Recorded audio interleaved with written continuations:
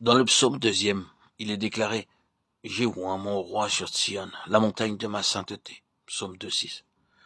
Jésus est élevé, glorifié et intronisé, établi sur Sion, la sainte montagne de Dieu, couronné de gloire et d'honneur, en qualité de prêtre sur son trône.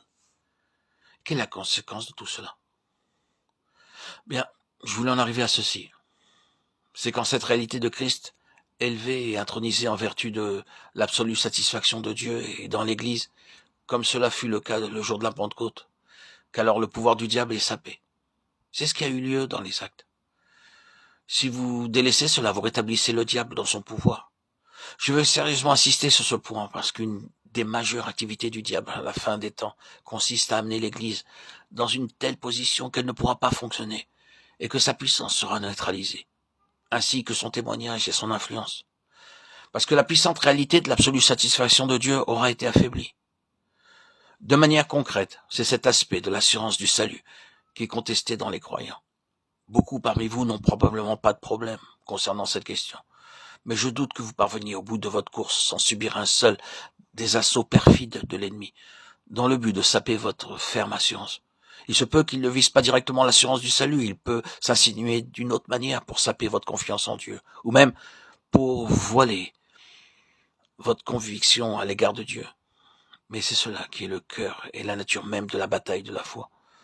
Nous devons être confrontés à cette bataille de la foi jusqu'au terme de notre voyage. En réalité, elle deviendra de plus en plus sévère et intense. La foi va être testée de plus en plus et quand elle triomphera, en transcendant le conflit, il y aura la victoire. Sur quel terrain la foi sera testée? C'est sur le terrain de notre relation même avec Dieu et de l'attitude de Dieu envers nous que la foi sera mise à l'épreuve. La concentration des forces de l'ennemi veut interférer dans notre relation avec Dieu. Quel est donc notre unique lien avec Dieu? C'est le Seigneur Jésus. Christ est la réponse pour lui comme pour nous, contre Satan et tout ce qu'il signifie. Ce ne sera jamais ce que nous sommes en nous-mêmes.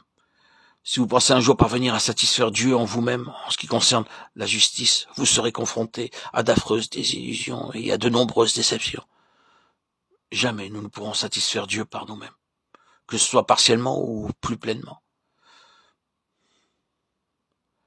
La puissance de l'Église réside dans la foi au Seigneur Jésus. Le lien avec Dieu, c'est le Seigneur Jésus, comme étant la satisfaction de Dieu. Et la réponse de Dieu à Satan, l'accusateur.